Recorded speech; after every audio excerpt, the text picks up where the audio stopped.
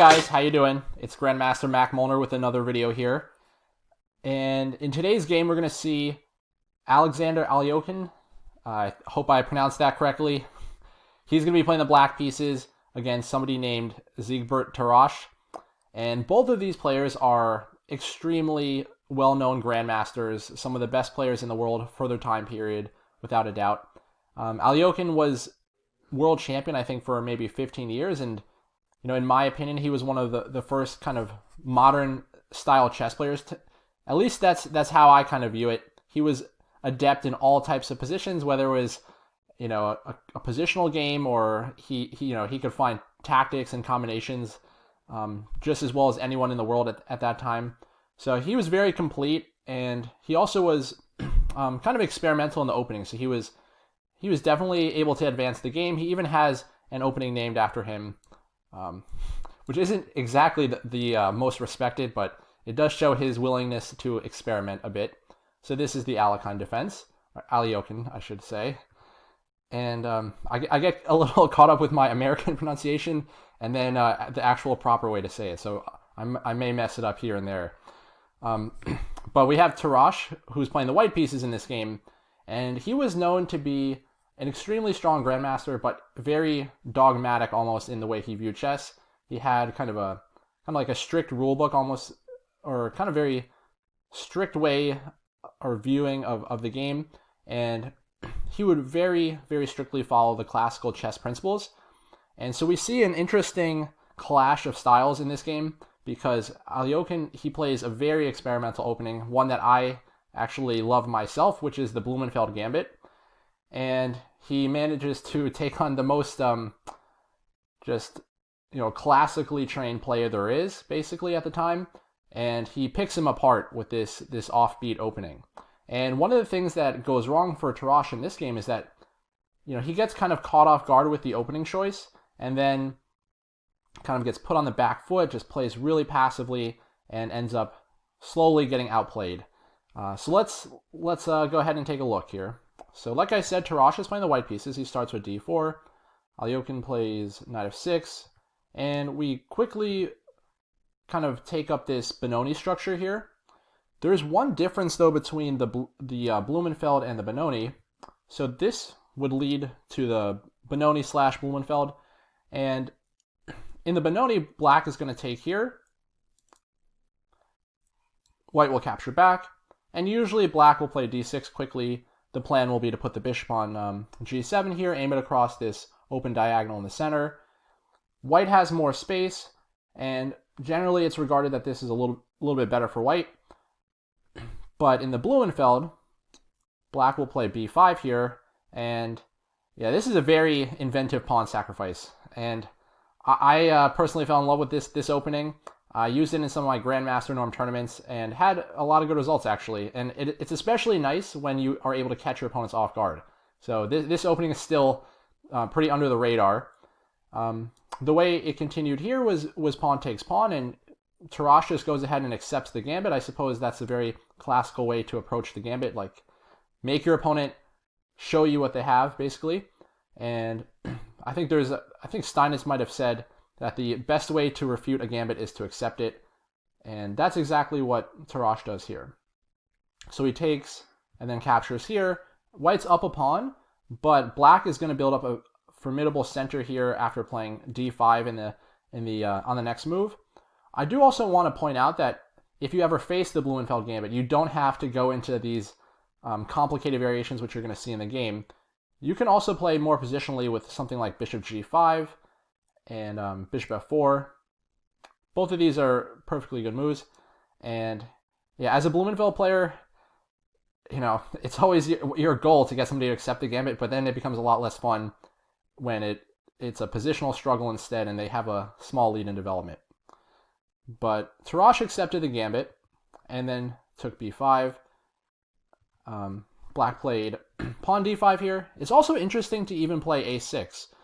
I think this is actually very underrated also, with the idea that if white takes, you're going to have basically a Benko-style position, Benko-style kind of counterplay, and open A and B files, but better hold of the center. So I think this is actually an improved version the benko basically. So I think this is quite playable for black.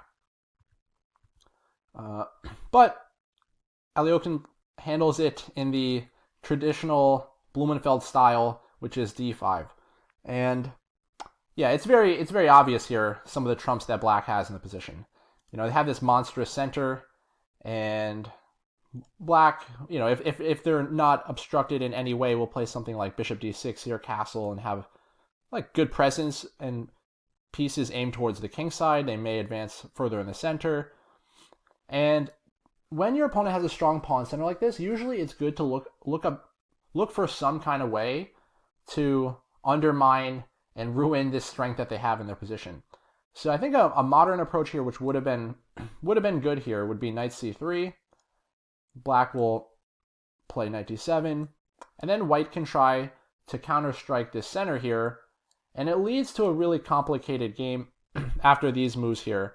And yeah, I actually didn't spend a ton of time analyzing this, trying to kind of assess what's going on here, but upon some of the variations I was saying, it just looks really complicated. So this might have been a more interesting way, at least a little more confrontational way that Tarrasch could have played this, because he ends up playing e3, and you don't want to let your opponent just have such a well-established space advantage. The next few moves here just kind of solidify black's advantage. They go from playing a speculative opening to having just a dream position here, and at the cost of just a doubled b pawn here, which doesn't really hinder black in any way, shape, or form. So black plays knight d7, and we can see that black's pieces are just so well coordinated, centralized, and if these pawns get going in the center, I mean, just imagine black playing a move like d4 and these bishops just cranking open on these diagonals. But it gets even worse than that. So bishop b2, queen e7, black's slowly preparing to advance here with e5 and even send this pawn up here, which is going to just clear all the defenders from the king side, or namely the knight on f3. So white castles and just doesn't find a way to deal with this plan here. Queen c2, e5. And finally, black lands this punch here. So they're getting ready for either e4, potentially even d4 here. This was white's final chance to try to at least put the brakes on black's powerful center. It wouldn't have been good enough to equalize, or even, they would have still been at a serious disadvantage here, but they were better off playing e4 here. And after something like d4 from black, the center here is at least a little more under control. It's not advancing and knocking all the white pieces back, but the e4 pawn is going to be weak, and it's not going to be perfect here. Something like king h8, knight d5. Yeah, maybe still black takes like this and starts pushing the pawn up. I'd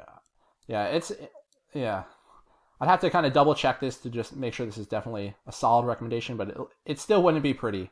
Also, there's even ideas like rook takes f3 here, and then just for fun, something like this, and then opening up this diagonal, maybe combining it with some moves like this and this. Just too many nice attacking ideas here. Black has all these great ideas to choose from. But this would be even better than the game. Okay, so eventually we see what happened here with rook e1, but this doesn't contest your opponent, his opponent's plan at all.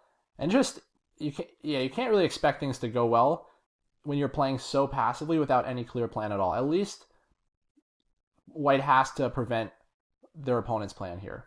But black plays e4, sorry, knight d2, and then just continues to build up and get ready to just blast through on the king side here. So we have both knights ready to head into g4 if they want, opening up different pathways for black's pieces. This bishop could get opened up, or maybe the rook.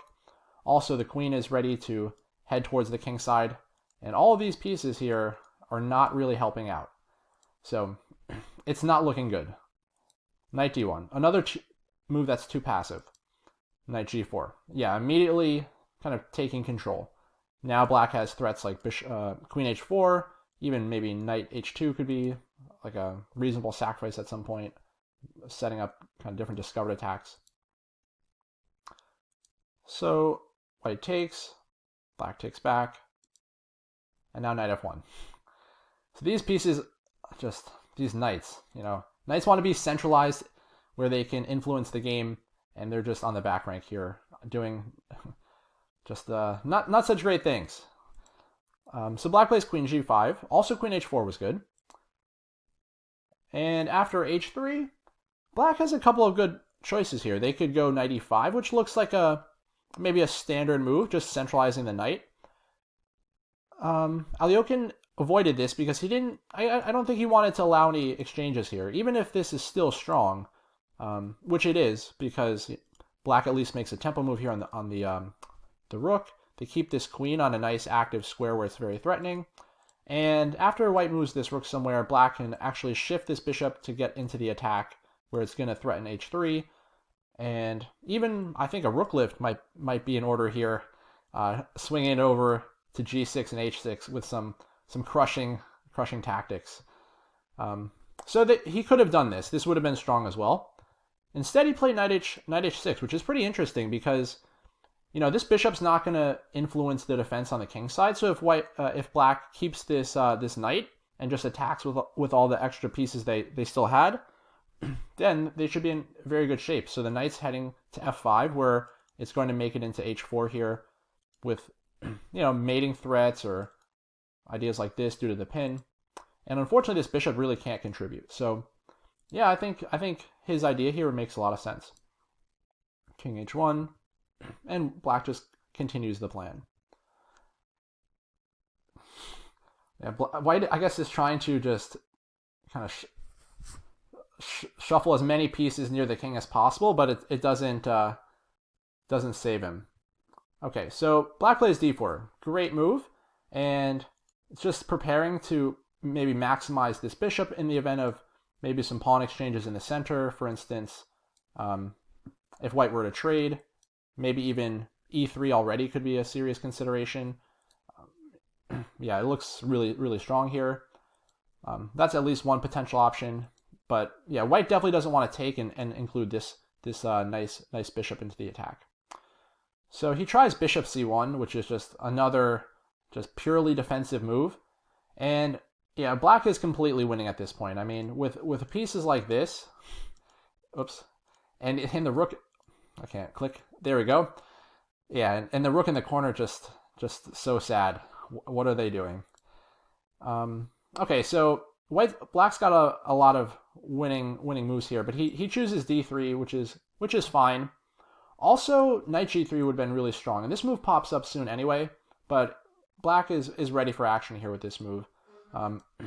Actually, let's take a look at. Well, we could look at that move quickly, but king g1's a better defense. F takes g3 here doesn't quite work. After queen g3, we have this clear battery to the h2 knight here. If the knight tries to save itself with something like knight f1, black's just going to take, so that's definitely not an option. In the event of something like this, there's got to be a lot of strong moves here, but I think h5 seems like it should be. Oh, actually, h5 is obviously good, but it's also just mate right here. So yeah, I guess I got so focused on this battery here, forget about the simplest moves. So yes, that'd be pretty strong. So king g1's a better defense, but after d3, queen d2, knight e2. The issue here is that actually there's this loose rook on a1. It's kind of been completely forgotten about and totally meaningless here. But after queen e2, bishop h2, and then queen e5, yeah, that's going to be it. So picking off the rook, which never managed to move in the first place. And yeah, that's going to be the game. So anyway, he could have played knight g3. Instead, he chose d3. I'll go back one move just so we can kind of see that the move was played. But yeah, this is really strong. The only difference here is that white gets this slightly useful move of queen c4 and then gets a chance to play bishop e2. So now these tactics involving that rook in the corner, they're not possible anymore, but you know, it's not the biggest deal in the world. Black still got a crushing position here. So he goes and plays knight g3. We saw previously why taking on g3 wasn't a good option here. So white played king g1, black plays bishop d5 and just makes the most of their pieces here. The queen heads to a4. Now it's just pretty much as disconnected from the king side and what's important in the position as possible. So he plays knight e2 and rook f7. And here, actually, Alekhine just shows a lot of patience.